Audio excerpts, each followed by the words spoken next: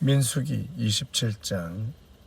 모세는 이스라엘의 영적 지도자가 되어 하나님의 집을 위하여 충성했습니다. 이스라엘 백성을 인도하는 과정에서 감동의 순간도 많았고 이적을 본 일도 있었고 또한 하나님의 심판을 경험하기도 했습니다. 80세에 하나님을 직접 만나고 사명을 받고 이제 약 120세가 되어가는 시점에서 죽음을 맞이하게 됩니다. 물론 죽음을 보지 않고 하나님 나라로 승천한 자도 있지만 하나님과 대면하고 하나님의 특별한 사랑과 인정을 받은 모세도 이 땅에서 죽음을 피할 수 없는 듯합니다.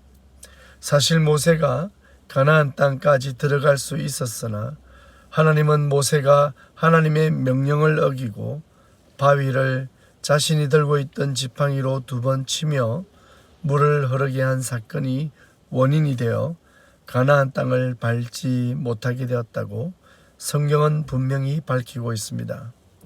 모세를 사랑하셔서 한번 용서하시고 가나안 땅으로도 들어가게 하실 수 있지만 하나님은 가나안 땅을 허락하지 않았습니다. 하나님의 거룩하심에 문제를 일으킨 부분을 하나님은 분명하게 벌하시는 것을 봅니다. 그러고 보면 하나님은 여러 사건들을 통해 우리에게 경고하시고 교훈하고 계십니다. 우리가 성결함과 거룩함을 유지해야 할 분명한 이유가 바로 여기에 있습니다.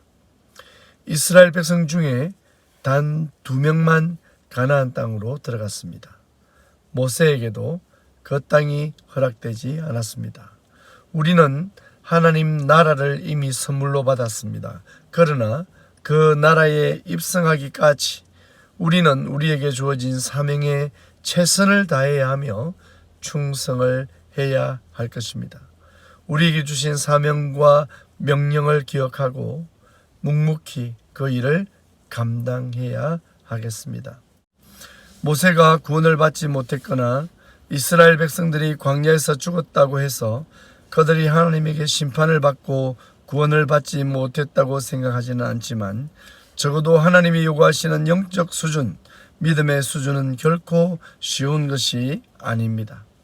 이제 이스라엘의 지도자가 다시 세워져야 할 시점이 되었습니다. 하나님은 모세의 뒤를 이어 여호수아를 마음에 두고 계셨습니다. 무엇이 하나님에게 기쁨이 되었을까요? 여호수아는 어떻게 하나님의 백성들을 다스리는 그 귀중한 일을 맡을 수 있었을까요?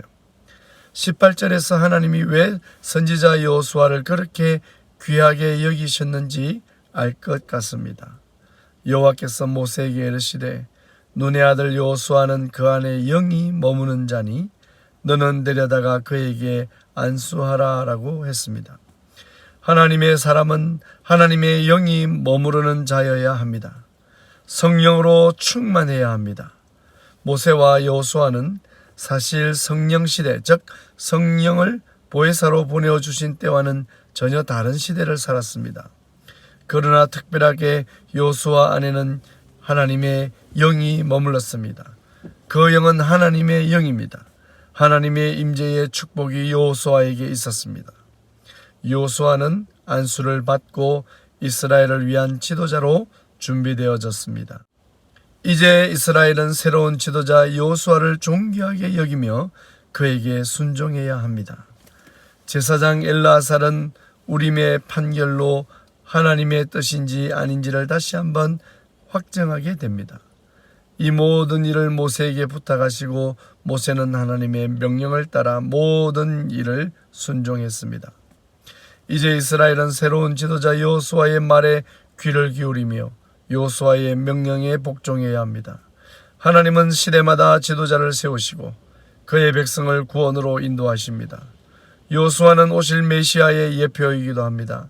가나안 땅에 들어가려면, 영적인 가나안 땅에 입성하려면 먼저 참 지도자이며 만왕의 왕이시며 선지자 중에 선지자요 영원한 큰 대제사장으로 오신 예수님만이 우리를 그곳 즉 영원한 나라 하나님 나라로 인도해 가실 수 있는 것입니다.